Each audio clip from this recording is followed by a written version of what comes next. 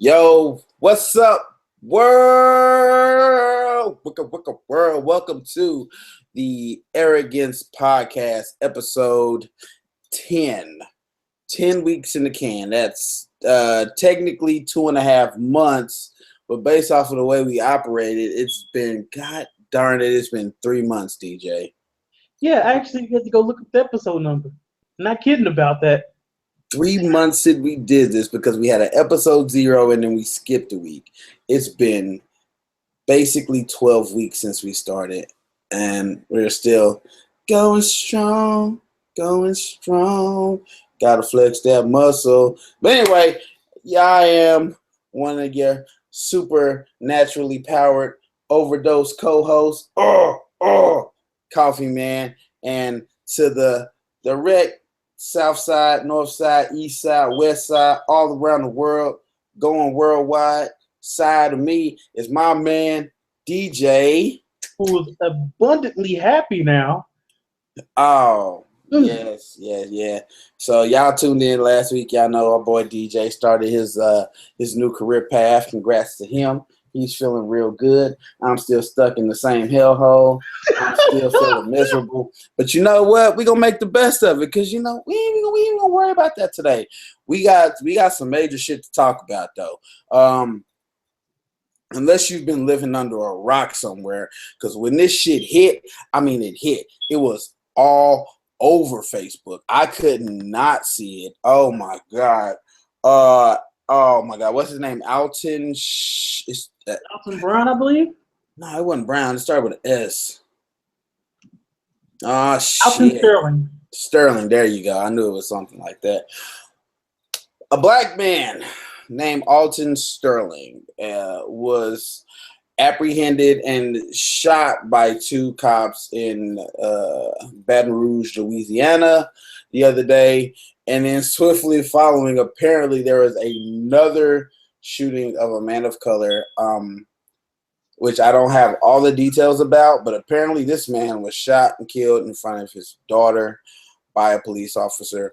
So we'll get into both of those stories later. From both kind of standing on two different plateaus right now, because one has one appeal, one has another. But anyway, before we get into this depressing down state that's going to cause us, and when we get to that discussion, we're going to talk about kind of the state of America at this moment due to these situations. But before we get to that, DJ, how you feeling, man? How's it going with you? I am feeling great. Not even gonna lie about that. Feeling fantastic. I woke up with a smile. You know how long it's been since I've done that? Man, I'm telling you. I do that on my days off. I'll be like, yo, it's a new. I do that when I wake up on time. That's the day. Eventually, I have to go back in. I do that when I wake up on time to go to work. Actually, and like with 10 minutes to get ready and hit my driveway so I can make it before I'm actually considered late to work. So let's get into the arrogant news. Let's start out with Obama campaigning for Hillary Clinton. Woo! I don't know what the hell is going on there. Listen, all right, this is a case of a celebrity using their popularity to boost the celebrity of another celebrity or popularity of another celebrity, in a sense, right? Mm-hmm.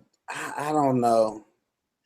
So, as a black man in America, most people will look at me and with their jaw wide open to the floor and be like, what the hell is wrong with them? If I told them, or when I told them, I would vote for Trump over Hillary. Now, at this point, I don't know if I really want to vote for either of them. I'm kind of sitting on the brink of this because I'm just like, it really is. This is truly, in other years, there have been situations where it's, you're choosing the lesser of two evils to greater or lesser extent. all the time. This one is seriously, you're just picking whatever poison you want. Do you want to die with from like having your eye knocked out and then having somebody peeing in your eye hole with AIDS, or do you want to have be flipped upside down, have all your skin ripped off of you, and some mosquito, giant sized mosquito, just sipping all your blood through a straw, straight for a week before you actually lose consciousness? I don't really know which one of those is worse. Honestly, I don't know.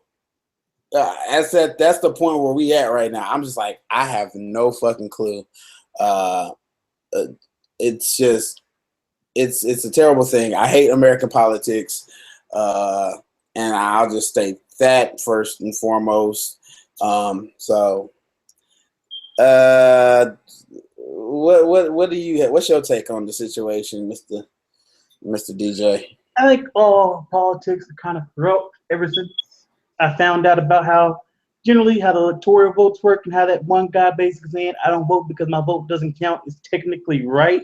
So explain to people the information that you found out that validates the argument that people have had for years that your vote doesn't count. Because a lot of people don't know this, and I think it's very important to put this information out there. I mean, I'm not as entertaining as another person. If you want to go watch Last Week Tonight with John Oliver, he'll explain it to you too. I'm just going to give you a short version. He has a whole 20-minute video about it. I knew this before he even showed that, and that just built on top of what I already knew. Where electoral votes, we live in a republic and not necessarily a democracy, because we vote and we expect the people we put in these electoral positions to vote how the state or country feels. But that doesn't necessarily work because they have conventions beforehand where they already talk about who they're going to vote for anyway. And this is being before the primaries where you just got the two people voting. Well, this is secondary. I guess the primaries be when you vote for either Democrat or Republican, which that doesn't even fare well because you have super delegates, and these particular people can vote either way. They don't have to vote Republican or Democrat during the primary. They can vote for whoever they feel like. Then when it gets to the actual election where everybody can vote what they feel like, your vote still doesn't count because we still live in a republic. Where, for example, if the state of Oklahoma was to vote Bernie Sanders and our delegates, I think we have 3 or 4 of them, maybe more, I think it's maybe 7. If they all decide to say, fuck us, and vote for Hillary or vote for Trump, guess what? We stuck with either Hillary or Trump. We have no choice in this matter at this point because they decide what we do. By actual numbers, I believe Trump said at one point that it should have been Bernie. And it just messes with my mind how someone on the opposite side of the spectrum even knows how the system is corrupt. But the thing is, even when it gets to that point, the people who are in the vote or the race for the White House don't care because they've already won their primary. They don't have to worry about the other competition now. They just have to worry about either Republican or Democrat. And that's all you're appealing to right now. So the problem always starts out that we acknowledge that there's a problem, but when it gets down to the final 2, they're there already, so they don't care about it anymore. So it's always been forgotten until the next election pops up. Hey, man. Britain is more of a democracy than we are. I just want people to take that in. Britain is a democracy. We're not. Yeah, so I mean, first and foremost, understand, people, our government is not run by politicians. It's run by big interest groups. It's run by corporations with money to purchase people's votes. And that's the bottom line. Money talks. There's a reason that In God We Trust is printed on the dollar bill. And that's because that is the system of control that we have. So believe what you want to believe. Believe that your vote counts if it makes you feel better. But just know right here, right now, we are telling you it's the people who are elect as delegates for your state who make your vote. So when you go to the ballot on election day, it's not about what you vote then. It's about who is running your town, your city, your state. And don't get me wrong, in a general idea, even though it doesn't make sense to me, I can understand where it can make sense to someone. We have so many people, so many millions of people in this country, and you just want to get to the nitty gritty. So the delegates should vote exactly for what the state votes for. Like, let's say there's 7 delegates in Oklahoma, and let's say four, it came down to being like, 60-40. Then maybe 3 of those delegates vote for whoever had the 40%, and 4 of those delegates vote for whoever had the 60%. That's how, in theory, it should go, Mm-hmm. but it don't. Right. Now, what I will say is, um, we say your vote doesn't count, and that mostly really pertains to presidential positions. On election day, whether it's the presidential election or smaller elections in your town or in your state, those votes do count. Those votes to make have bills put in place or to have different laws amended or things like that in your state and in your cities actually do count. So if you want to make a difference for the people around you, it starts locally. You grab those smaller positions that are uh, governing the state in which you live, and those votes actually do matter. So don't just not vote.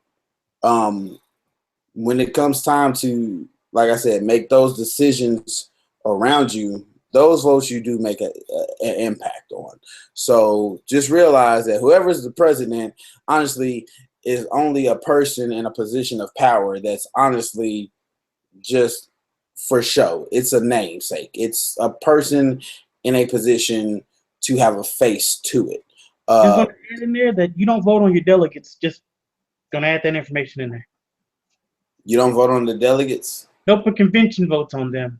No, well, still, you But the still other stuff, like can. you said, your politician, your House of Representatives, your Senate, yeah, the Congress, yeah, you got that. That is all in your hands. And that all helps with law building. That helps with situations like we'll get into later of how do you manage police brutality, or how do you manage if it's an issue to you, abortion, whatever the case may be. Those situations in your state, those votes, or is if abortion isn't federally regulated now? Is it? Is it still state regulated? I believe so. Okay. So yeah, so stuff like that. Whatever with those small issues, and I'm not telling you to vote either way on the situation. I'm just putting that out there as an example. I know that's still a really big. I know that's still a really big topic these days. So just be mindful of that. Um, so yeah, that's all about that. And I will leave that political corner. I just wanted to get that out the way. Uh, but yeah, Obama's supporting Hillary, so he's basically strong arming the Republican or the Democratic vote that he has to basically endorse her. It's like, hey, if you like me as president, I'm supporting this woman. She's got my vote. You should vote for her. And it's all just a Democratic ploy to keep Trump out of office. I'll be honest, he ain't strong on shit. Don't get me wrong. I'll be honest. I was one of them ignorant people when Obama first came around, voted for him because he was black. But then Mm. seeing some of his policies, and not saying he did a terrible job as president. Everybody got fuck ups or shit that they do from time to time, where off previous presidents they may do something, may got a shitty bill, or they do something to fuck it up. But now I wouldn't take his word for shit. Right. Yeah, I voted for him his first term myself, so I can kind of. I didn't vote for him because he was black. I voted because essentially I was programmed as I grew up that I vote Democrat because Democrats are people who look out for people like me, the little man, the everyday worker, the blah blah blah blah. Like I was told this as a child, force fed this stuff, and so that came into my head. And that's another thing we have to get away from as a country is how we teach our kids their values. We shouldn't teach them your values are based off of this certain set of criteria that I hold dear. It should be based off of fact. And when you stop teaching kids stuff based off of personal agenda and start teaching them facts, you breed more intellectual human beings and therefore have more intellectual discussion and actual real progress. And that's the only way we get it. Honestly, the state in which I live, Oklahoma, let me be clear, shit. Complete shit when it comes to education. And it pisses me off even more that constantly we are removing funding from our educational system, and our soon to be our biggest money, our what will soon be our biggest expenditure for our local government is incarceration. If you cannot understand the direct correlation between those two, I don't even know why we're even having a discussion. I don't even know why you're here. Like, I'm actually in the progress of working on a video for this channel just about that topic. It's beyond upsetting because you can't have you can't. We spent 250 million on revenerating the capital, not the governor's house, where Mary Fallon says 250 million. That by God, I believe that she didn't need. The house looks fine from where I was standing, but you know what I could have went to? Paying for children's teachers, paying for their meals, bus routes. We're at one point, Oklahoma as a state was doing so bad that they were begging teachers to come back. You know one personally that came back, begging teachers to come back because no one wanted to work. And then you got these, don't get me wrong, you have these super nice areas like Nichols Hills. Well, any state has a very nice area where, that's where you want your kid to go to school if possible, or they got the better schooling. And you look at all these poverty driven areas, and the only teachers that's there is either teachers that don't give a fuck or teachers that care too much. And they drive away the latter. Oh man, definitely. Like that was. I mean, even where I grew up, right? Even where I grew up in Dallas, Texas, where I feel and I can kind of see. Just like honestly, I'm going to sound extremely snobbish when I say this, but I don't give a fuck who hates me for saying it. I came here to Oklahoma because I have family here, right? My mother, who I love dearly, passed 5 years ago, or actually, damn, like 6, 7 years ago. 'Cause I've been here 5 years. She passed, and so after that, I decided to move back, spend time with family. When I get here, I'm listening to people, the shit that people say, like just I am not the most grammar knowledgeable person you will find. But when I see like really simple grammatical errors, it ticks me like with to like no end. Like I'm not like your diehard grammar Nazi. I'm not the type of person that's gonna go. I was at one point I was like harassing everybody on grammar. And I hate it. I hate when I see somebody type something and they use they're like, oh, we gonna get past this, but instead of using PASSED, they put PAST, and I just want to find this person and slap the goddamn shit out of them because I'm like, how the fuck are you that ignorant? Like, what happened? Like that kind of shit perplexes me, and I understand that I shouldn't be that way and I shouldn't think like that, but damn it, learn to fucking talk. It's not fucking hard. It's crazy to me. But yeah, just shit like that shows you that we need funding for education. Why are we removing it? Like Oklahoma, like I had teachers in my school in Dallas who didn't care. I don't even know. I've never like I've aside from some of my cousins' teachers or other friends' children's teachers, like I don't even know like how many teachers really do care, and and more or less, it's usually the ones who are like your middle school and high school teachers because those fuckers are just hell to deal with.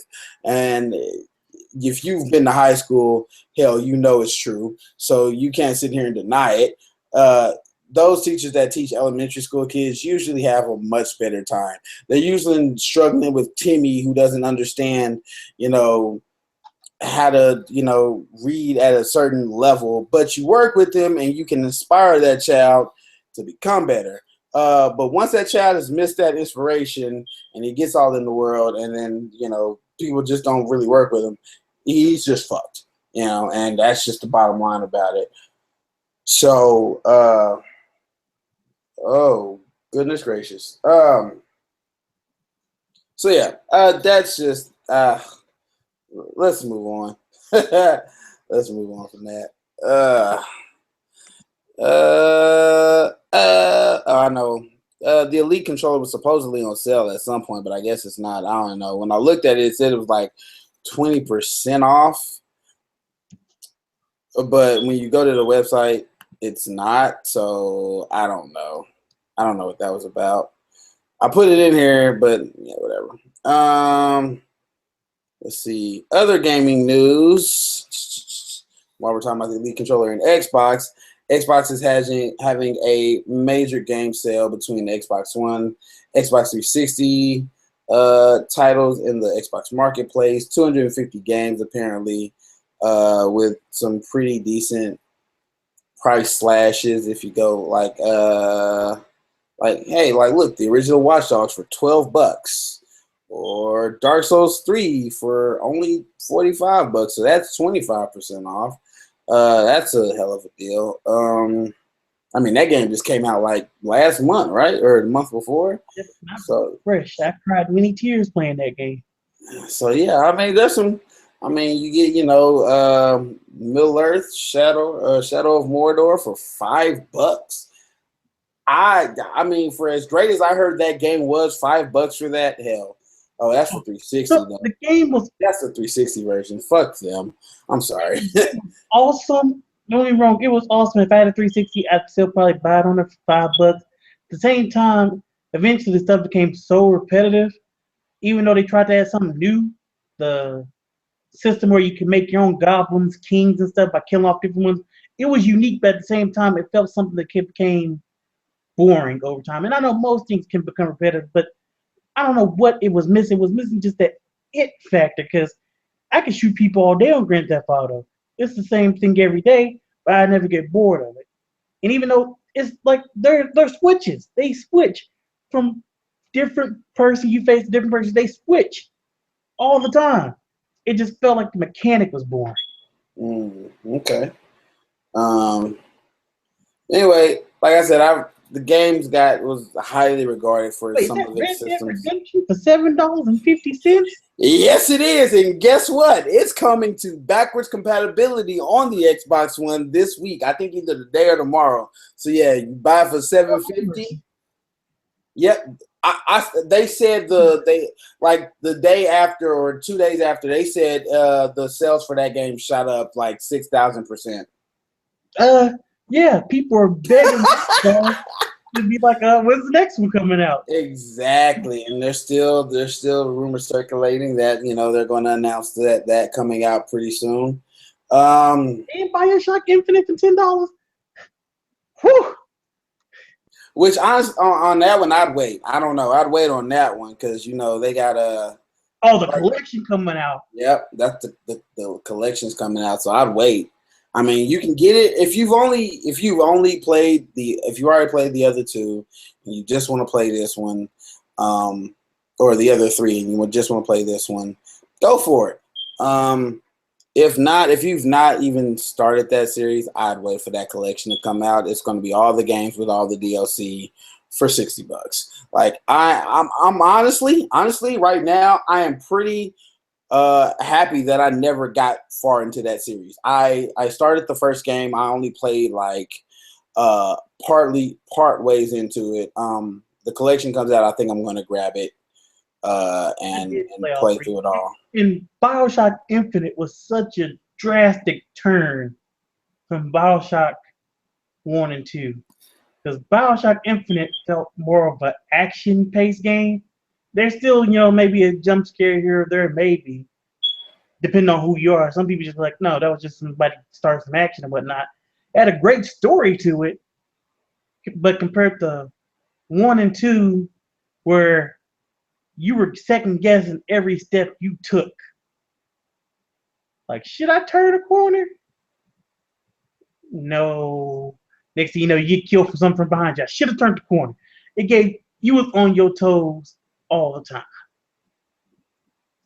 Right. So that's this sale started on the 5th, which was Tuesday. It runs until the 11th.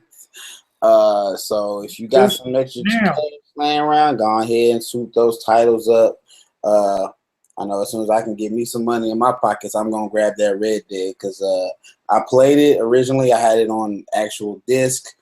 Eventually trade the disc in later, and now I don't have it, and I wish I did so I could play it again I because wish I it's would have a found a way to quantum fantastic break so I game. could get this money off of it. Ah, man. Quantum Break was a good game, though. It Oh was yeah, good. no, it was a It was good good. game. I'm It was not, good. I'm not knocking that. It was good. Bad ending. A lot of games suffer from this, though. Dude, It's a great game, and then the final boss battle is just a letdown. It's like, and it makes it go from being a great and fantastic game to being just a good game, and that's sad it because depends on the game because sometimes those endings could take a great game, or in Mass Effect's case, take a great series and damn near almost make it to mediocre bad. It yeah, breaks it that far down because Mass Effect, you had all of these giant decisions you had to make from one, and he made a crap ton of more decisions from part two. And you see, like in the beginning of it, they were bringing back stuff that I didn't even think about. Like I saved this one dude on this random cop on this random planet from doing something stupid to get himself killed. And next thing you know, he pops back up in Mass Effect 3 doing something stupid. I was like, I completely forgot you existed. hmm yeah. I mean, definitely. It's not even just with like video games. It's with any form of media. If you end weak and everything else was good, all that people are going to remember is the last thing that happened, and they're gonna be like, I mean, it was good until the end, and then it was like, eh. So it was like, eh, overall. You That's a can't. media that can end weak, but at the same time leaves a powerful feeling next to you. Like Sopranos that cut to black, Ah. everybody just But loses their mind. I've never seen it. I hear about the cut to black thing, and I think actually the cut to black thing actually made it live more in That's why I infamy. said there's some things that Yeah, end yeah, yeah, that yeah. doesn't have to end super strong, but it makes the series as a whole even stronger because of the way it ended. Yeah, it's like the problem that oh god, what was it? Breaking Bad had. It should have ended the season earlier. Season 4 should have been the end. Honestly, the Whoa, whoa! no, no, no, no, dude. Like season 5's ending was like it was like at the point where they started and you just saw where it was going. It was like, okay, we know where this is going. We're just dragging it out now, and it's like, how does it get here? But honestly, I thought when I saw it, I thought season 4 was the end. I didn't think they were coming back for a fifth Well, season. Hank had to get his appearance. Yeah, Hank had to die in my book. His wife should have died, but she didn't. Walter's wife should have died, but she didn't. Walter's wife should have been dead since season 2. That's my personal opinion sticking in this now. But then again, the Bryan Cranston felt like Walter needed to die. Their original plan was to let him live. And he should have. That's my point. It should have ended with him living and killing Gustavo because that, like I said, I saw that. I was like, it's over. We done. My man done escaped his biggest threat. He finna go live and ball out. He's coming back for a fifth season. What the fuck for? He just killed Gustavo. Who's He gonna literally did stop what him? every drug dealer was trying to do. He made it out the game. It's just like it should not have ended the way it did. Oh my gosh. You don't talk about Pokemon Go. You should really Let's talk about talk. Pokemon Let's Go. let's get to Pokemon Go. That's all right. So, You know how much walking I've done in the past 2 days? dude, I need to get it. Like apparently I have. I'm not trying to say nothing about me not being non-religious or anything like that. But it's the first time I've been in a church in like 2 years. This nigga stupid. Listen, God Bruh, damn it. there's legendaries in churches. You know you don't have to go inside. That's the problem we finna talk about right here. The darn police warning people about going inside. Okay, so first of all, let's get to it. First of all, I can't download it right now because I Oh, owed the weak something on. system. I owe something to Apple, and when you owe stuff to Apple, you can't even download free apps or apps you've already purchased from the App Store. So whatever, I owe them a couple dollars. Once I get that, I'll be able to get it. So anyway, but the game has been making some major headway. It's one. There's some people complaining about a couple things. First of all, apparently the game is a major battery drain, as I would assume it would Oh, be. dude. It is a game that both uses your or not both. Location. It uses your location. It uses your camera. It uses your why is this ad popping up? It uses y'all better pay me for that. It Dude, not uses even on top of your that. gyroscope. It uses so much And of the your graphics phone. of it, how everything's 3D and kind of coming at you. That takes some power just showing it. Yeah, so it uses all this stuff. It uses it just uses so much of your phone that it drains phones. So if you're going to be out, and I'm pretty sure I kind of noticed the same thing when Ingress first came out, and I kind of started trying to mess with it. If you're going to use it, have a spare battery pack or a battery case, just so that you're not completely destroying your phone's battery life while you're out and about in case you need it for some reason. I would also suggest that maybe you completely charge your device before you even begin. Otherwise, you're just risking a dead battery and an unsuccessful Pokemon hunting journey. But anyway, that I've seen some things about force crashing and uh, glitches here and there or whatever. But for those who are having success with the app, they're also running into a couple of real world snags, including being kicked out of police stations. So apparently a bunch of kids have been wandering into this police station in Darwin, where I don't know exactly where that's at. It depends. What Pokemon they got there? I think it was a Sandshrew they were saying. I Dude, think it who was gives a about a Sandshrew? a fucking Sandshrew. It's awesome. I'm sorry, but hey, Look at him. He's cute. Look how cute he is. no. In a Look church, how cute that is. the creator of all Pokemon was in a church. That's something you wander into. That's something if it was in a police station, I'd be like, fuck the police. I seen a picture of a screenshot from, and I think Miyamoto is like, I guess people are tweeting Miyamoto these photos and he's like reposting them, but it was like a picture of a Rattata next to with the augmented reality version. It was a picture of a Rattata standing next to a dead rat on the street, and it was like, so which one do I catch? I was like, oh, y'all some assholes. That's just messed up. Like, which Rattata do I catch?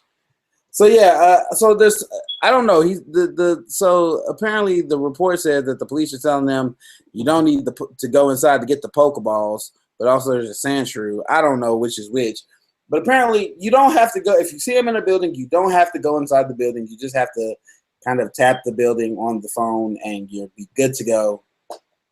So you don't have to wander into churches or police stations. I heard there was a report of somebody finding seeing a Caterpie inside of a strip bar. Like you don't have to make these moral conundrums as to how you deal with the situation. You find it on the phone. You just tap it on the phone. Don't go inside. You don't have to go inside any buildings ever. Just don't do it. It's just not a good look. But other than that, what's your experience with it? Because I'm dying to hear about it. I've been waiting for this thing to come out, and to know I can't get it at this very moment is Bruh, depressing. I've been wondering so many random places. I've been wondering places I didn't even know existed in Oklahoma. I'll be honest with you. Mm. There's actual big mass in downtown, like this huge church. Like you see some off of them, like it's like some French type stuff, like some Assassin's Creed old school church. I didn't even know it existed. I think I've seen What that is one. this? Yeah. All right. Upstairs and whatnot. I done ran into donut shops. I done ran into hospitals, rehabilitation places, a nursing home or two. Sounds like you having a good time. I've walked so much, sir. My legs hurt. Well, I'm glad. I'm glad it's out. People weren't even expecting it here in the United States till like next week or something, and it just. Yeah, technically Whoop, it's whoop. not supposed to be. You have to download the UK version. Ah, okay. So maybe that's why some people are having some issues with it as well. Um, but all right, and then yeah, so you can capture real world or digital. They're technically Digimon at this point, which kind of sucks, but whatever. You use your phone and uses augmented reality. You can find Pokemon. You can capture them. You can make them battle, which I hear the battle system's pretty right now, kind of lackluster. There's not much to it. And then you can also go and win gym badges if you find gyms in your area. So that's a thing that's going on, and it will continue to grow. I'm pretty sure this is going to last for a while. I think this is going to be like a major thing until like people really just start catching all the Pokemon. Because that's the whole goal, right? Yeah, the first Pokemon I captured was a Charmander. Oh, nice. I want a Charmander so badly. But you know what people don't want? A Bulbasaur, apparently. Oh, screw Bulbasaur. All right. So I believe this is German. A guy in Germany, I believe. Oh, the car. The wheels.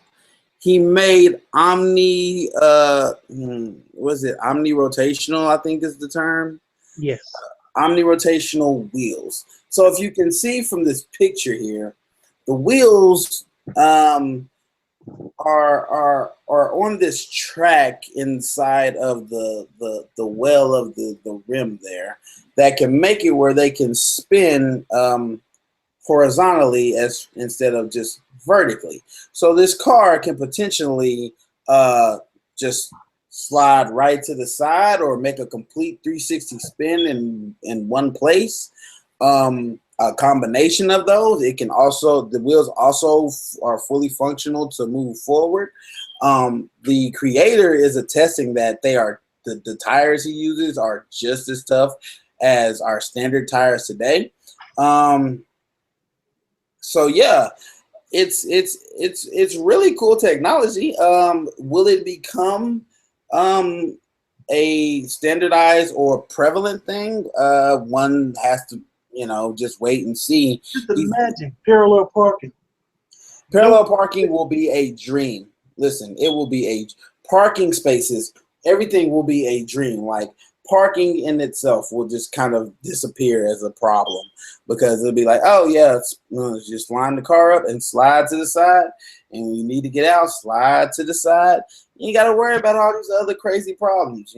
So it's pretty awesome that these have been invented. He's got them working on this car. But until, I mean, if I were him, hopefully he's got this patented already before he decides to show it off to the world. But even still, even if he didn't have it patented, I mean, you'd have to like literally go and jack the tires off his car and deconstruct them and, reverse engineer them to figure out how he got it all to work. Just to be able to recreate it. But still, it's pretty cool tech. Awesome. And then I see this thing about Formula One racing. I'm like, yeah, I don't think these tires would stand up to Formula One racing specs. So, I mean, these could become a thing. I'm pretty sure they'd probably be much more pricier than your standard tire. Also, they would basically have to be put in by your I'm pretty sure they'd have to be put in by the manufacturer. So I mean, if he does sell these, there would probably be two manufacturers of smart cars or something. Uh, I can see it becoming a thing, but it's years away from being a standardized thing that we have. So it's cool. It's just a piece of cool tech concept, Yeah, that can be shown off. there's all type of regulations and whatnot, but Yeah. it needs to be here now. Oh man, it does. It does. Ooh, I found this design thing here.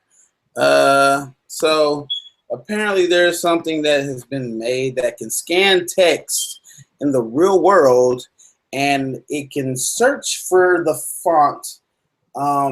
It can read the text and discover its font and search for it, and then download it for you to use in Illustrator or InDesign or yeah, in InDesign. All right, that's badass. That is, dude. That is so dope. Like you're scrolling through a magazine, you're like, hey, I like this. I want to use this in my little newsletter I print out. Boom, you scan it, blah blah blah. Boom, download it, ready for use. Man, like that's pretty cool tech right there. This is more for the designers. It's not your everyday person thing. What is she doing? She's scanning the leaf. Oh, it can capture colors. That's nice. Okay. So you can go out in the world and well, see, that's a pretty ridiculous way to kind of do that, though. And the only reason I say this is because there's an app on my phone that is made by Adobe where you can go and take pictures of the world and select colors to make, select the colors that the camera picks up to make color palettes. So unless you just really want one color at a time, I don't see why you would do that. But nonetheless, so yeah, that's just a little piece of cool tech news there. Oh, dude, you know what's funny? And it's not on here, but you know what's funny? I was watching, I was on YouTube earlier, and the Fine Brothers did Elders react to Kendrick Lamar. That was pretty cool. There's this one guy. There's this one older guy. He's just this like stubborn old dude. He just hates rap. Period. Right.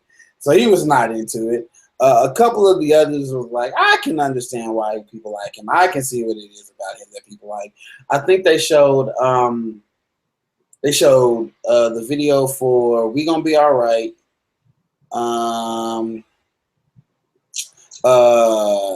Swimming pools and his Grammy performance. And they also, when they were doing the reactions with them afterwards, the conversations with them, they explained how he won all these Grammys and how he's like top person to receive the most Grammys in 1 year, just under Michael Jackson. And they're like, wow, wow. You know what I'm saying? Like they were shocked that this young kid doing hip hop was so well respected amongst musical critics. But me and you, being big Kendrick fans, can really understand. The guy is an amazing poet. He's a talented performer. He is so young and energetic, and when you combine those things together, he is just a phenomenon and a blessing to have in the hip hop space at this time. And I think it's kind of sad that he even said to himself that he's going to try to back away from how he did music with To Pimp a Butterfly, because as our community, and I'm saying as the black album more or less per se, it maybe just people in general, I feel more black people, when they go to concerts and stuff, or when they listen to music, they always try to listen to that stuff, either talking about money, women, and drugs, or getting hyped and stuff. He was just spitting nothing but solid. If you would took Jesse's speech, I forgot his last name, from BT, and you were to put that in music form, you'd probably get a less Kendrick Lamar. I think Kendrick Lamar did a lot better. Each one of his music pieces told a story, gave you a perspective, gave you an idea of something. Yeah, he is definitely one of the most political rap artists that has not only just in our time but ever. You know, he really gets in, and he's really relevant, and he's really in tune to what to not only just his approach with the music, but the style of music that he puts out. It shows. It just shows great creativity and understanding of how to use music as a conduit to preach to the people. And of course, like some of the people, some of the elders that were on the React video could understand his political view when they just sat down and listened to the lyrics, the parts that they could understand, because he can get fast, and some of them complained about that. Typical thing. But Kendrick, definitely one of the best. Also, as far as hip hop is concerned, XXL's constantly releasing this content for their freshman class, and I'm actually a little disappointed in The something only I longer saw. worth any type of shit is Lil Dicky. Wait, but see, let me get to that. Anderson .Paak's freestyle was dope. Yeah, his Uh, freestyle, but his verse on the cipher is kind of good. But I'm I talking about didn't. I didn't even like Dickie's verse on the cipher, and maybe it's just because I didn't completely understand what he was saying. Maybe I need to just sit back and take it all in and unpack it. But I think actually, after listening to asshole designer for like 3 minutes repeating the same 5 bars, and then Anderson .Paak's like mediocre delivery, like I was done with that cipher at that point. I was like, what the fuck is this? And then Lil Dicky gets on there, and I didn't know what the fuck was going on. And then they did, like, right after that, I saw like his like interview they did for him or whatever, and that was actually more entertaining to me than his verse was. His facial expression sometimes is just goddamn just ridiculously funny to hear, you know, and his testimony about him trying to do it as a comedic thing, and he just got real good at it, and he's always dreamed of doing hip hop, and all these people that you know, you hear him talk about these people who inspired him and who he listens to in hip hop, and you can kind of understand how his music takes the tone that it does, and just kind of with a sprinkle of comedy in there here and there. But yeah, I don't know. I didn't care for that cipher at all, at all. I was just like, this is in his free, not Lil Dicky freestyle, but Designer's freestyle, hmm. and then people are saying it's fire. Did we not talk about that on last week? No, I thought we had, but yeah, we did. We, you know, about how it's, you know, people decipher the lyrics for this or the other. I don't know. It is what it is. The designer can spit bars, however, he can also say a bunch of shit and you don't know what the fuck he's talking about, and then he can say a bunch of shit and it don't make like one bit of sense. Like when he was talking to Genius about how he came up with the name for Panda, and that shit made no sense. He was just talking. It was a bunch of random shit, and it was like I was playing Grand Theft Auto, and then you saw the X6 in Grand Theft Auto. Nah, man. But I was playing Grand Theft Auto at the time, and then shoots over to a whole nother subject, and then goes over to a goddamn another subject, and then at the end of it all, somebody said something to him about. Somebody pulled up in an X6, and he saw it, and then I don't know. He kept making all these awkward references to pandas that I don't know. I don't know. This guy's thought process is beyond my understanding. I will say, listening to his story, I got where he decided how he decided to get into hip hop and his inspiration, and how it's something he's, you know, it helped him overcome odds, this, that, or the other. Whatever. Good for you. I just don't. I'm tapping out on designer. I'm just tapping out. I can't deal with it. He's not my cup of tea. He will never be my cup of tea. Panda was a phenomenon. I'm great for him. I'm happy for him. You know, whatever. He did it. I don't know. Shit. I'm befuddled at what to even say. Like I don't know. Designer is designer. Uh, so, but I didn't even have hip. I don't even know how we got to hip hop. Hip hop wasn't even on here at all. We ain't talked about music in a while either, though. But yeah, so there you go. Nintendo cartridge flasks. Flasks like you drink alcohol out of. Inspired by Nintendo cartridges and games. As you can see here, they are basically they have nice little artwork that kind of ties to a game. And instead of Super Mario Brothers, you get Super Bar Hop Brothers. You got Drunk Hunt. You can barely kind of see that, but that says Kega Man. He's got a keg for the Buster Cannon. Uh, the Legend of Drink, I think, is just a lazy ass cop out.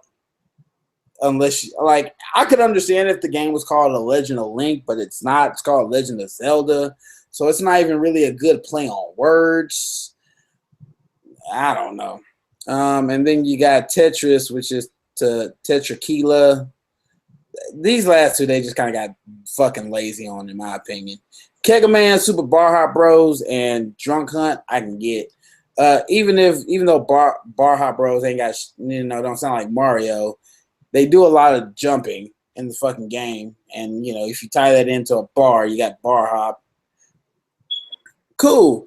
I don't know. These are kind of cool, though. They look exactly like a Nintendo cartridge, except you can see where at the very top of this really interesting pattern that Nintendo decided to incorporate, which I don't even know why, texture or grip or something.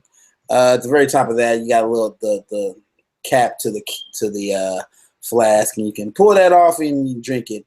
It looks kind of uncomfortable though, because you kind of gotta put the entire thing in your mouth. It looks like. I mean, well, look at Bar Bros. See how he's waterfalling it? He's what? Waterfall in the bottle. Uh-huh. You're not. Oh yeah. I got you. Yeah. So yeah, I mean they suck as a flask from an ergonomic standpoint. But from this looks cool. I mean, now, granted, who the fuck are you that you walking around with a goddamn Nintendo case keg? I mean, flask. I mean, like, where are you at? Because you ain't in the club with this. You ain't going to there's no asshole nerdy enough to be in the club who would buy one of these. You'd have to be the asshole alcoholic gamer that, like, gets drunk with, like, your college buddies or your D&D crew on the weekend or whatever. So why are you really, I mean, I don't know. I don't know who this is for. I think they're cool-ish, some of them. But some of them are kind of lazy design or lazy renames. So, yeah. Nonetheless, that's pretty cool. It's a way to keep pursuing your childhood in the pursuit of alcohol.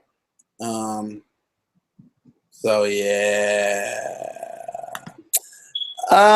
Next we have Google acts to punish Oracle lawyer who spilled Apple's secrets. So I don't really want to go too much into this because it's a lot of legalese that I really didn't kind of understand. But according to this, Google and Oracle have been at each other's throats for a while now.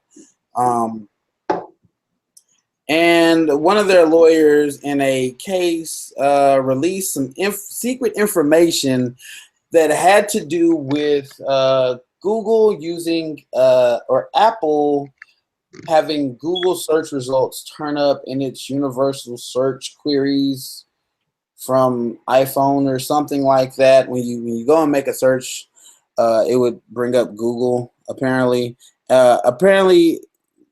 Google was paying them. Yeah. Google renewed its push to punish her, and of course, intellectual property trial revealed in a court that the search engine pays Apple $1 billion a year to include its search bar on the iPhone. Okay, so that's what it was. The search bar that they use is Google search bar on the iPhone, and they pay them $1 billion a year for this. In return, they get something in return out of that as well. I read it, and I am doing terrible to cover this story. But anyway, so apparently this was a secret deal protected by law, that they have this secret arrangement. And like I said, which is, I don't know how this secret arrangement is protected by law, but there's some loophole in there to protect businesses when they do things like this. And this lawyer kind of spilled the beans, and now Google's in pursuit. So this is a case of Google suing in aid of Apple or something or another. So it's just kind of a weird turn of events when you consider how much Apple sues everybody for everything. And Facebook helped a guy make $100K in 3 months on an e-commerce store.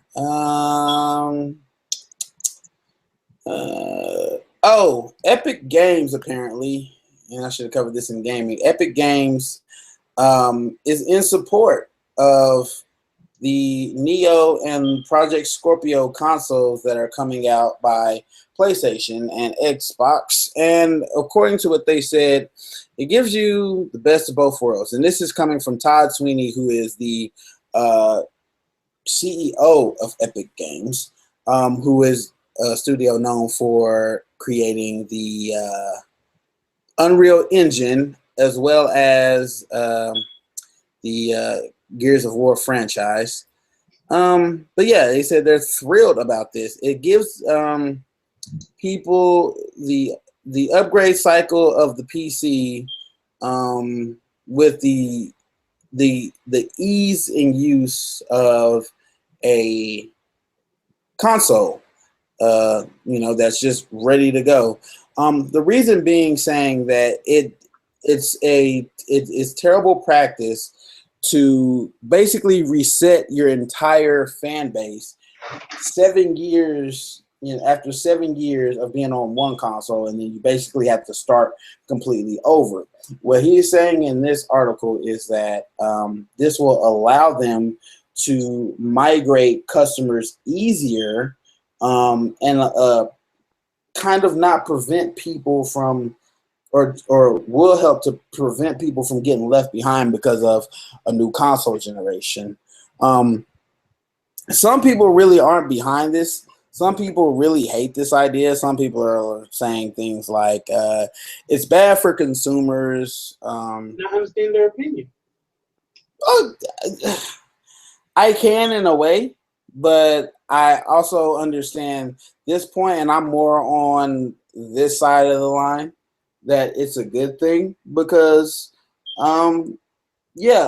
especially with the console generation we're in, where we launched 2 consoles that were completely way underpowered just straight out the gate. But this gives creators more opportunity to create and have more people witness their visions without having to sacrifice design. Only people they were sacrificing stuff for beforehand was Xbox. PlayStation just had to build a fix Xbox was hard. You know what? You go sit in the you can go sit in the Xbox. How about that? Slap you with an Xbox. Go on with that Xbox hate. You know Xbox hate on this podcast, sir. I'm just letting you know now.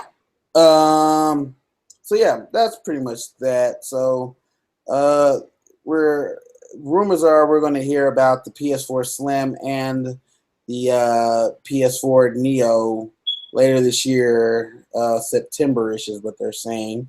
Some people are even expecting the Neo to come out this year. We're not sure yet. There has been no official word. But both the PS4 Neo and the Xbox One will bring 4K gaming to your home television, and even more so if you have a 4K TV.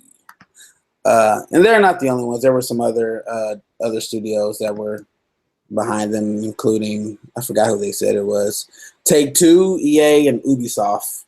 So yeah, Take-Two being the great publisher of that mighty GTA franchise. So we just go.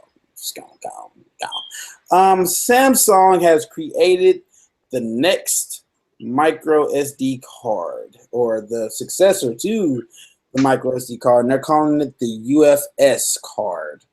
Now, from these pictures here, it looks similar enough to your current micro SD card. However, if you notice from this picture on the back, the contacts are just a tad bit different. So, while these are probably near production, there's actually nothing in the world that uses them at this moment.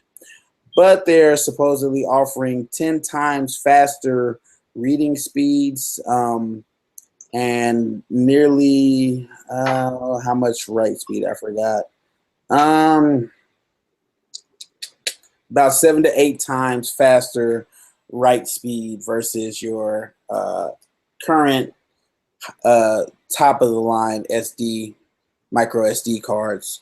So we got better, bigger memory coming to small devices really soon.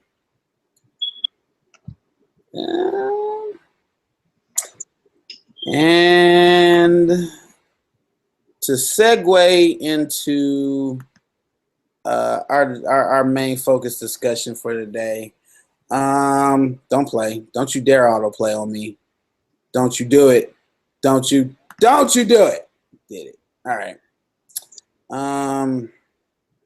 That's not what that headline said. Anyway, well, let's just get into it. So, what day was this? God darn it. Was it Wednesday? Not Wednesday, it was Thursday. Wednesday was when it got talked about. So Tuesday night, I said Thursday. Tuesday night, there was, I believe it was Tuesday night, there was an incident with an altercation with a black man and 2 police officers. This man's name was Alton Sterling. He was apparently a convicted felon. Charges don't matter. He was carrying a probably loaded handgun. And reports have come in that the reason the cops showed up was that he had waved his gun at some patron of the storefront he was in front of, which the owner of the shop allowed him to stand there and sell his illegal CDs and DVDs that he sold. So, but whatever. We're not even going to get on that topic today. But the man was, I don't know. I'm just assuming if he's standing out in front of a store, he's probably selling bootleg merchandise, right? So he's standing in front of the store selling these CDs, waves his gun at somebody. They call the cops. This guy threatens me with this gun. Cops show up. Now, here's where it all goes down. There was bystanders in a car just a couple parking spots over from where the incident happened. This happened out in the parking lot in front of the store, almost directly in front of the store. And you see Alton Sterling standing in front of a vehicle. In front of him is a police officer, and kind of to the right of that police officer was the other officer. Now, the way the video starts out, the phone footage that was captured, when the person started recording, the video was kind of aimed down, I guess, towards the car. They were kind of fumbling with it, maybe to make sure it was recording before they decided to hold the phone. towards the incident. And so in the few moments where it's black, all you hear is a police officer yelling, get down," twice, if I'm not mistaken. Not just get down, get on the ground. Get on the fucking ground. You then hear what is the sound of uh, a taser going off, a stun gun popping, and you can kind of hear the jolts of electricity coming off of it. At this point, the video does now come into focus of what's going on, the action that is happening. And from there, you hear the cops say, "Get on the ground" one more time. Not soon after the camera is actually in focus, probably a second to 2 seconds with the everything in view. The second cop on the scene tackles Alton Sterling with a bit of trouble. He tackles him going left from the going away from the person who was filming, so going to the other side of this car. He kind of spins around wrestling with him. Alton Sterling was a pretty big guy, and the guy that tackled him was pretty big, but Sterling was a big guy. So he had some fight in him, which is more than likely why he didn't go down from the taser, honestly. It's been seen before. Bigger, heavier guys, whether it's muscle or what, seem to be, they seem to be able to withstand those volts of electricity going through them a lot more so than your smaller guy. So they tackle him, and then he falls to the ground in front of the vehicle, which he was now standing.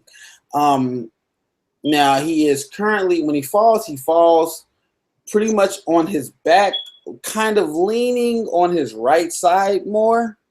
And the other cop who was holding the taser grabs his arm, tries to wrestle his arm behind him while having his knee in his back, and then eventually getting his arm behind his back, pulling him down, and planting Alton's left arm underneath his knee, which is now not in his back anymore, as Alton is laid almost flat on the ground.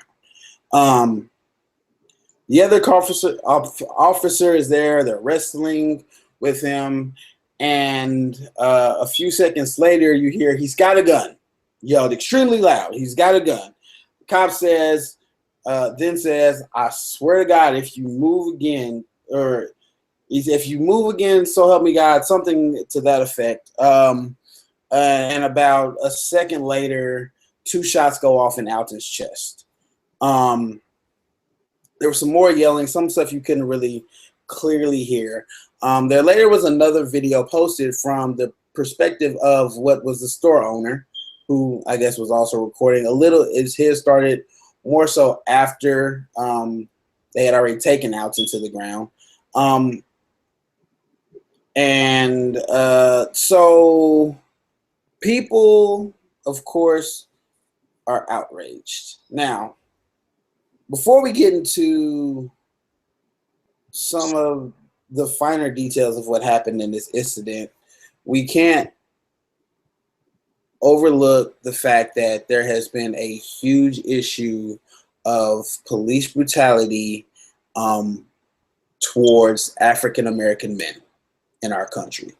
Now, some people. I'm not going to agree. I'm going to stop you right there. I think that's partially our fault. But continue. No, go ahead. Go ahead. Why would you say that? Well, it's not saying that, well, with stereotypes, but,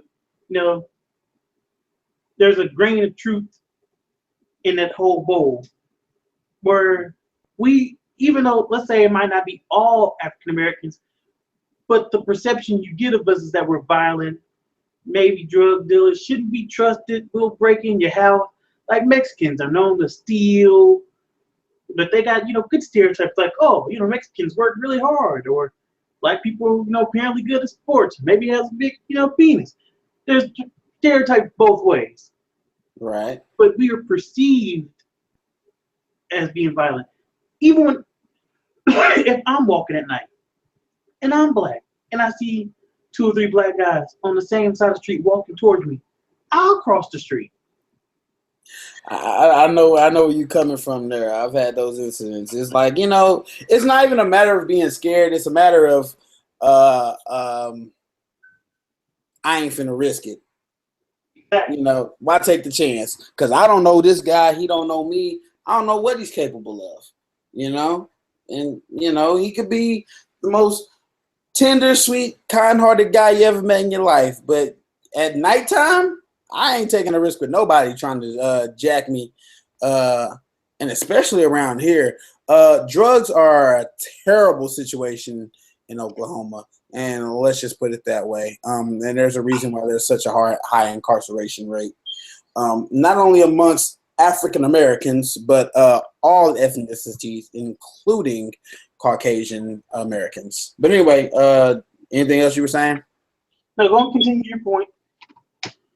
Okay, so I kind of got off track now, but I'll get there. So anyway, there's this huge situation with police brutality against men, black men, or men of color, right? There's been some videos of other people as well, Hispanic Americans mostly.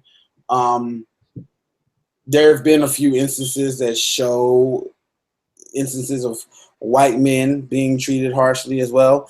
But I think it's one of those things where it's all about perception, right?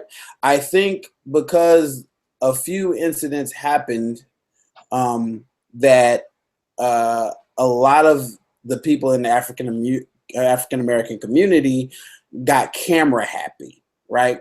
So then now what you have is an abundance of people with cell phones with cameras in their pockets, and anytime there's a slight hint of a police altercation about to happen, they get on their phones. Now, one, that doesn't help the situation, and here's why.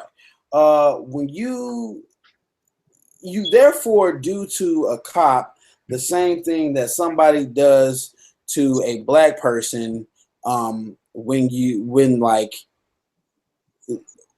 kind of like when if you're an African American guy and you haven't had this happen to you, or you just gotta take my word for it because I know this has happened to me. You're a solo African guy walking down the street.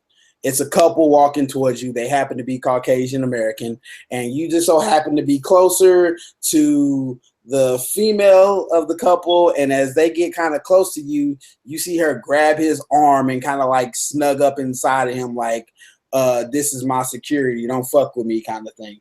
If you haven't had that, that is one of the most disheartening things ever, right? Because as a human being, it's like, damn, I get it, because it's the same thing we're talking about when we see a gang of black dudes coming, we gonna jump to the other side of the street just to avoid the confrontation.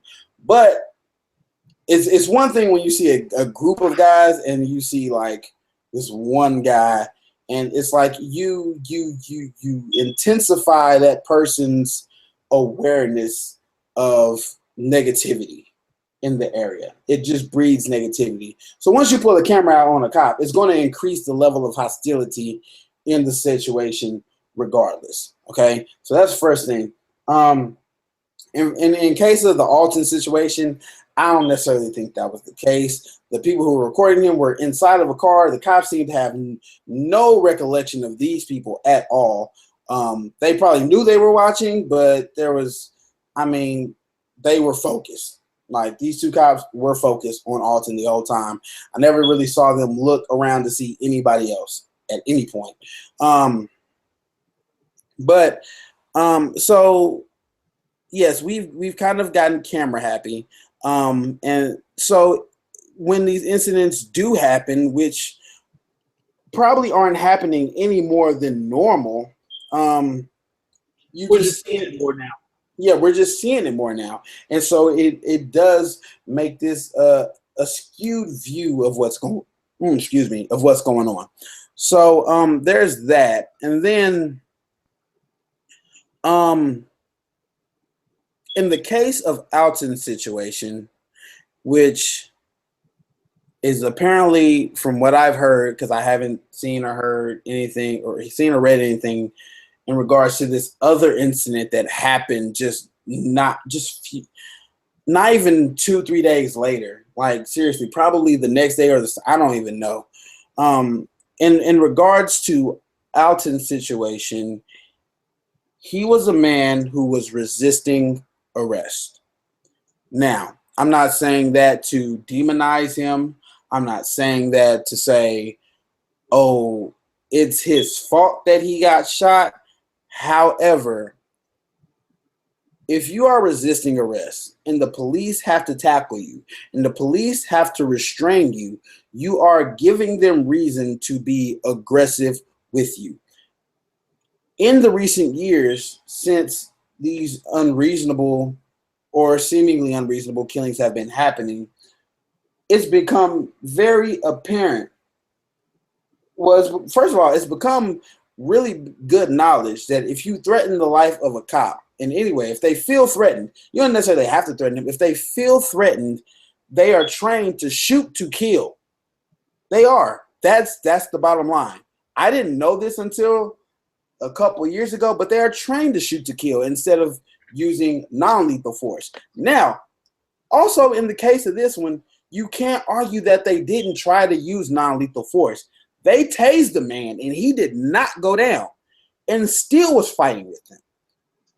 So I don't want to be the person that's sitting here saying it's his own fault, but indeed his actions led to this happening on a higher probability than if he had not resisted, right? See, that's where it gets kind of mucky for me. Mm-hmm.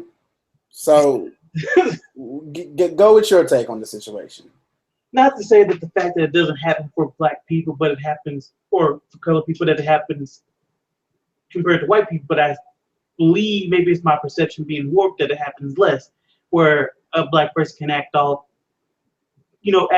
and still be taken down perfectly fine, non-lethal like, or maybe with rubber bullets, whatnot. I see white people get taken down all the time without being shot. Don't get me wrong, there's been plenty of times where white people have been killed, be taken down. It just seems like it happens a lot more, or either there's focused more on when it happens to black people, or I'm gonna say color on that point. I want to say strictly black people. Right. And I agree with you. I even saw a video somebody posted on Facebook today. It's like some man looked like they were on a freaking a golf course somewhere, and there's this guy walking with a gun pointing like straight in the air, and they hit him with like one shot. I didn't see blood, so I don't know if it was rubber bullets or not. But it's a squad of them, and he's waving this gun around, and they pop him once and sit and they're talking to him after he falls to the ground, like, get away from the gun.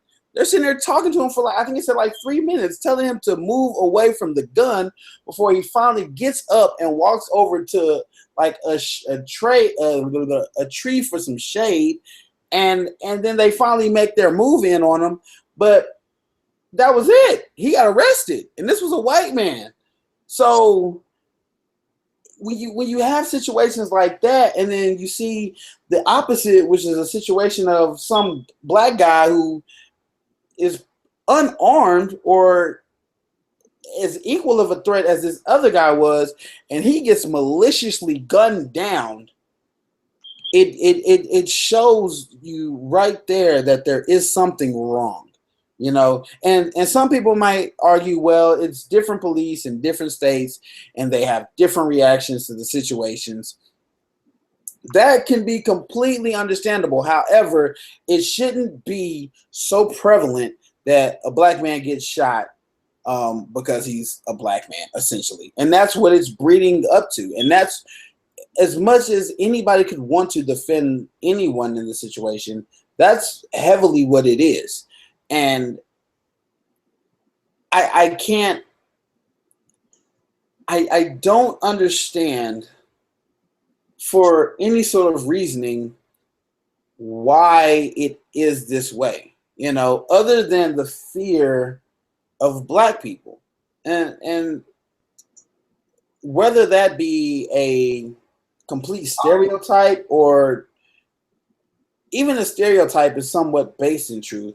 There's evidence that people are scared of black people, but to the point that you need to kill them all and jail them all, I don't get it.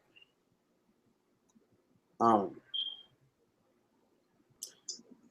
Now, in the case of the Alton shooting, um, here's where the situation gets murky, and I myself see how these officers will get off of the situation, right?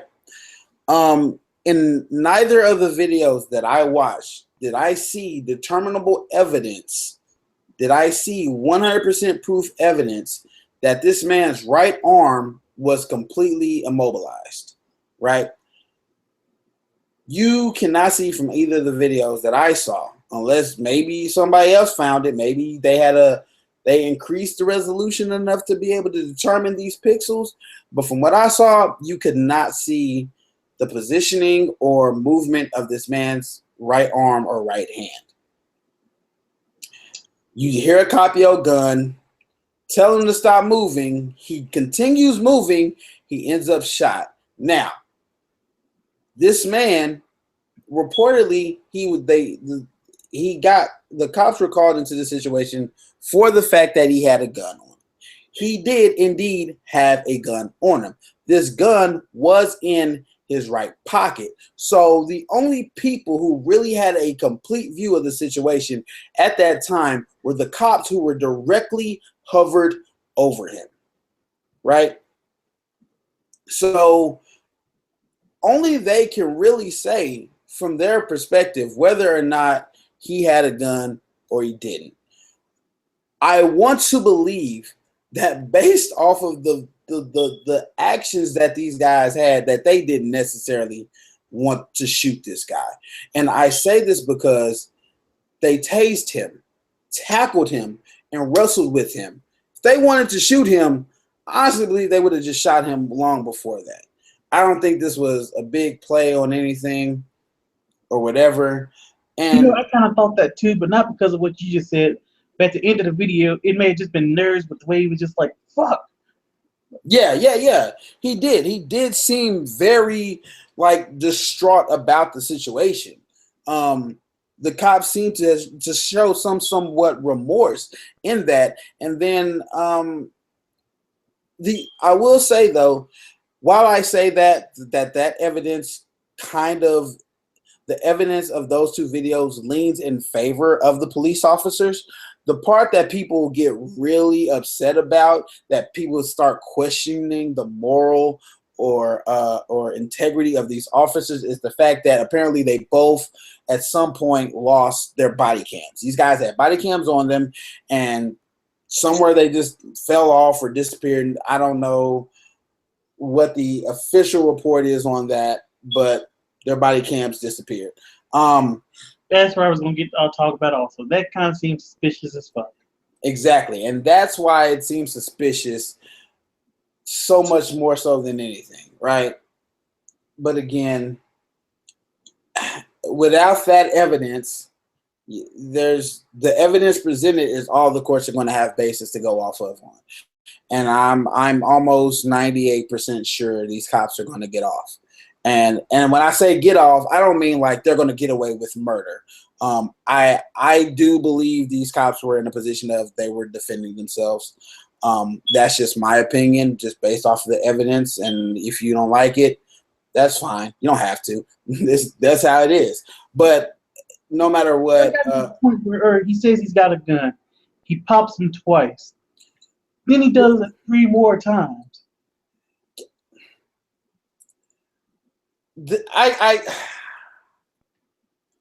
That whole thing about I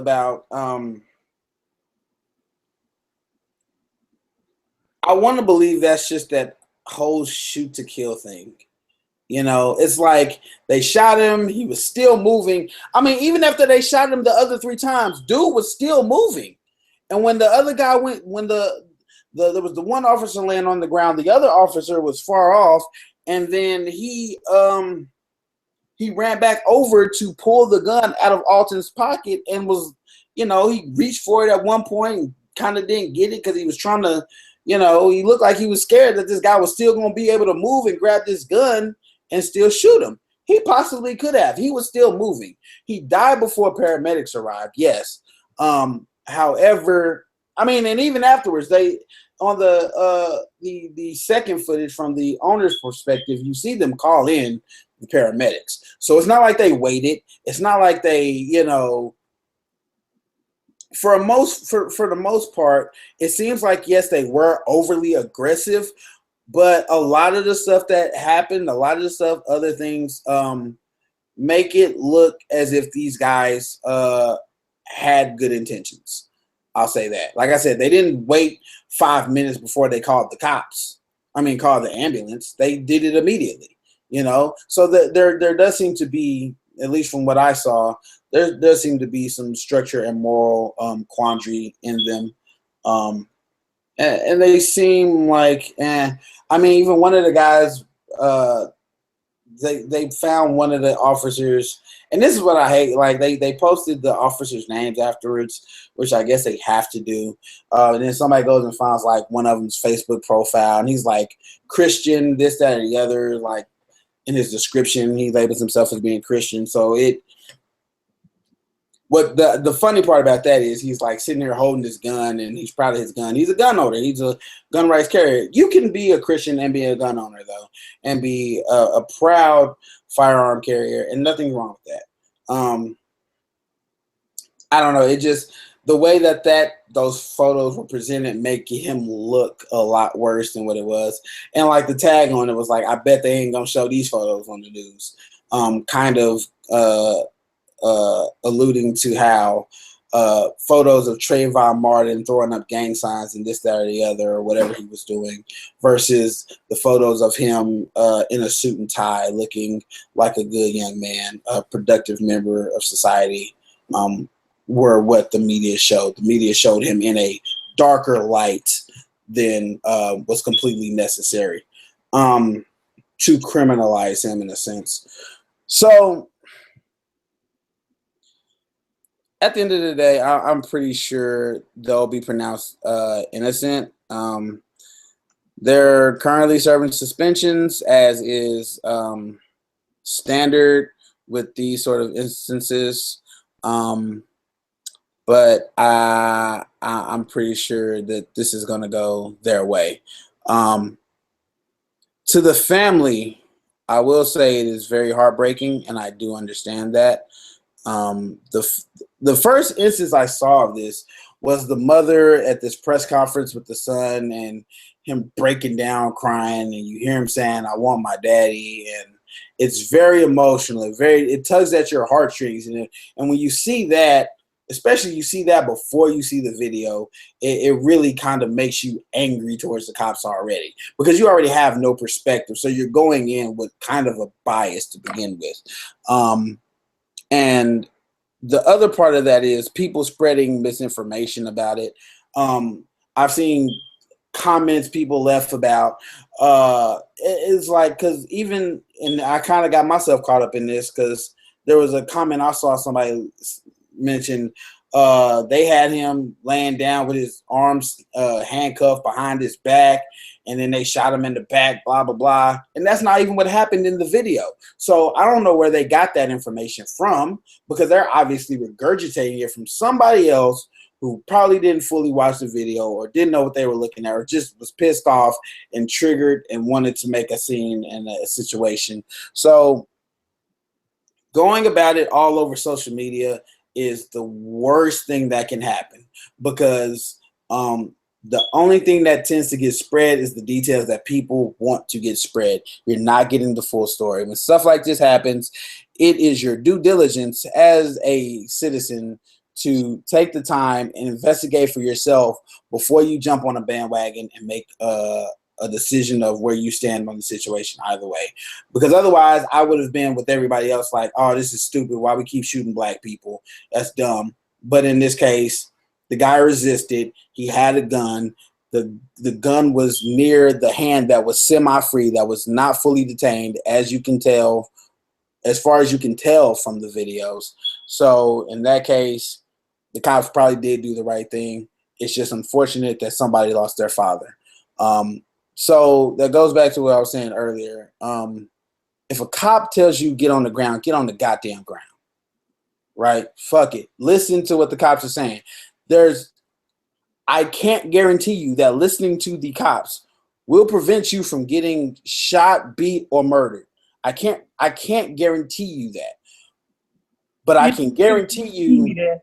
Why the fuck would I follow that advice in the first place? because I'm going to end up in the same exact point I'm at right now. But what I can guarantee you is that resisting arrest is never going to be the best option. That's what I can guarantee you. It never is.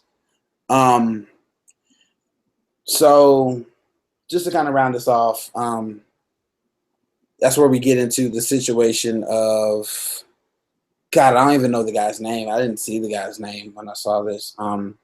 There was another man shot. I want to see if I can find this on Facebook real quick, and then I'm gonna throw this in the thingy here.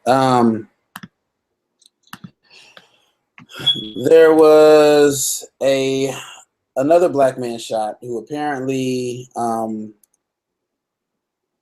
unlike Alton, was complying with what the cop said. It was a photo that I saw, just kind of a black man with like in a suit with some like braids, kind of head bent down, blah blah blah. He apparently he was, according to the picture, it said he was like 32, no criminal record, blah blah blah, and then complying with the police officers and had his arm shot off. Is what it says. Okay. This man was shot and killed. Right. According to some of what I saw about it, because this I only read about this like a few hours ago, so forgive me for not having more details as I did with the Alton case. Okay.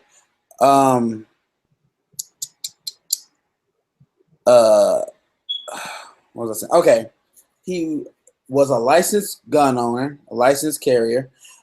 He advised the cops of this. They asked him for documentation. He said, "Hey, I need to go, blah blah blah, go into my glove box." For this, they apparently gave him permission to go in his glove box to retrieve whatever it was he was supposed to be retrieving. At which point, they opened fire on this man. His daughter was, I guess, in the car, and he died. Did you hear how old his daughter was? Like 4 or 5 or something like that. 4 years old. Yeah. Whatever. So, like I said, that's the point I'm trying to get to, Clifton. He wasn't even resisting arrest. He was following directions. And I get that. I totally get that. And that's where the situation gets tough. You know, it's like it puts you in a position to think, damned if you do, damned if you don't. You know. But my point still stands, and my perspective still stands. At the end of the day,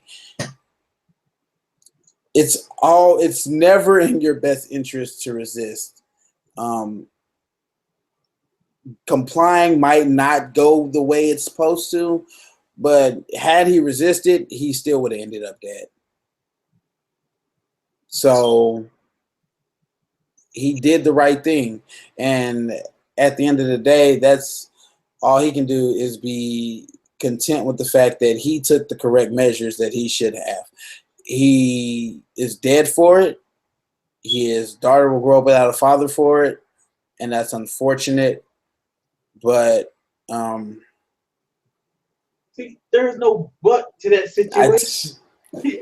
I all I can say is I know, it's hard, and I understand it. It's hard, but fighting it's not going to make it any better. Is the point? But you know what it's gonna do? It's gonna make me feel better. Shit, you gonna feel better being dead? You gonna feel better about? I fought till I died, though. I mean, don't get me wrong.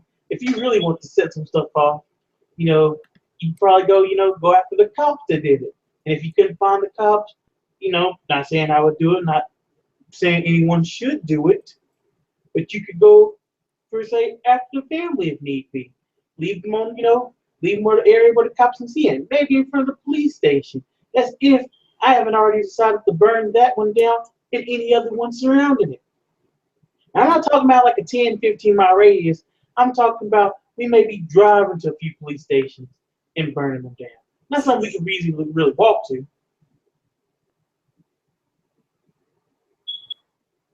Right. Point being is that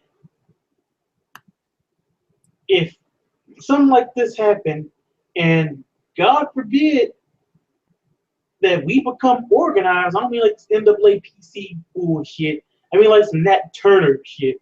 Organized like that, it's gonna be a rude awakening around here. I got that. I got that. And I foresee the riots in Baton Rouge coming. I say be prepared for it, America. It's going to happen. I see riots happening further than just that. And I can't see us in a position right now where you're going to calm them down. It's going to be, it's turning to a position of there is a possible civil war looming over this country. And it's always been that way. It's just like the pot's getting bubbling now, starting to boil over instead of just being at a kind of like because it was at one point. Martin Luther King was around. Pot was boiling over then. You had people like Martin Luther King who's preaching peace. You had people like Malcolm X like let's fuck them up. Pot was boiling then. We kind of cooled it back down. Not stable, but it was cooled back down to the point where it's bubbling but not boiling over. Now it's boiling back over again. And the only difference between us now and them, us then, is that we are unorganized. When that happened in Baltimore, we were burning down CVS's, looting stores, but doing it in our own neighborhoods that serve no good to anyone except people trying to get their own, people being selfish and trying to get themselves in a better position while all of this shit is going down. Instead of directing their anger toward the appropriate area need be. Yeah. But better yet, having, maybe getting people out to vote, electing new officials, police chiefs, something you have the power to do. Yeah. So I don't know what the answer is. I don't know what the solution is to stop this onslaught, to prevent civil unrest becoming civil action. I told you what it was. Raise it to the ground and build a new. Hell, Benjamin Franklin said that we should have a revolution at least every 250 years. Shake some shit up. Same thing that applied to them would not apply to us. He knew that back then. So just prepare for trouble that is coming. Keep your family safe. It's only the purge. Oh shit! I can't deal with the purge. My house ain't secure enough. Dudes ain't answer stuff. I'm not dealing with it because I'm just gonna move out the country. That is also another option. Canada is looking damn good right now. I'll tell you that. If it comes to that point, Canada's looking damn good. It's looking really good, but it's too close to America. They may be like, we're gonna purge here, and if we're gonna drive our cars and fuck up the border, then we're gonna purge over there. There ain't shit they can do to stop us. But hey, I'm gonna go overseas. That way we can see you coming from a mile away. Hey, once they cross that jurisdiction, they dealing with Canadian law. So I mean, yeah. But who gonna stop these people? Let's say if they're a million Americans, you said we're gonna cross this line, and what? Who gonna stop them? You think the Uh, law is gonna stop them? The law is words written on paper. You think paper's gonna stop these people? You put the paper in front of them, and it just like a magical wall, brings them around like Mr. Mind, and they can't move around. This barrier, we can't pass through it. Is it because of those words? Those words? No, no. They're gonna look at those papers. They're gonna be like, "Fuck that paper." They're probably gonna shoot the paper. oh man. So yeah. So like I said, man, just keep safe, man, and cherish every moment you got with your family because you never know when some idiot is gonna come and take that all away.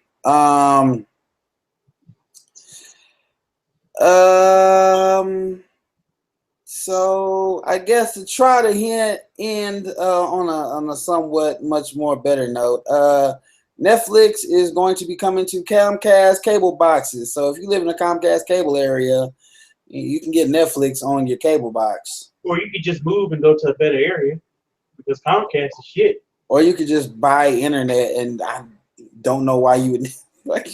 Oh no, I don't know what this is. I don't even know who this serves. Like, really, does this serve just like old ass people who just ain't ready to give up the cable box yet, but they heard about this cool thing called Netflix? I guess I don't know.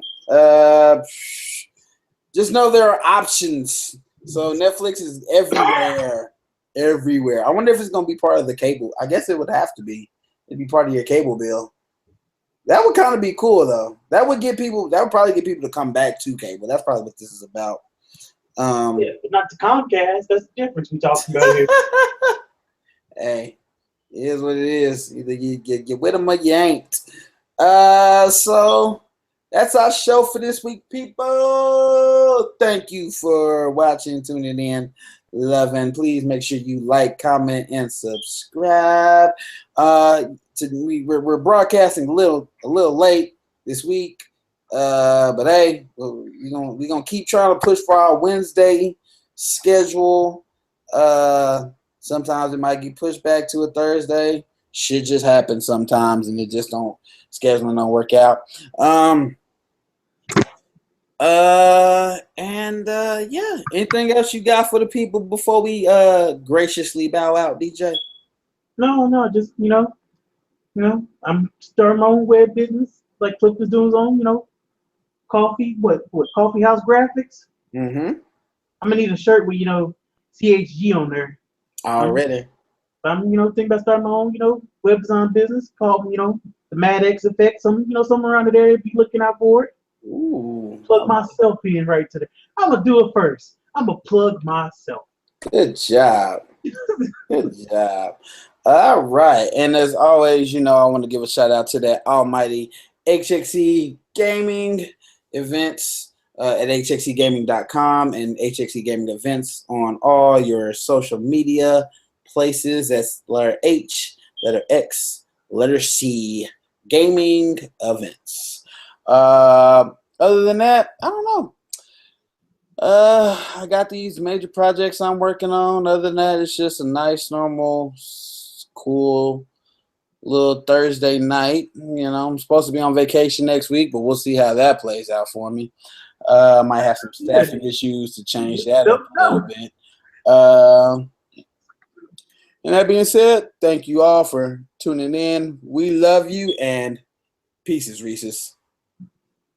Yeah, boy. Yeah, my ninja.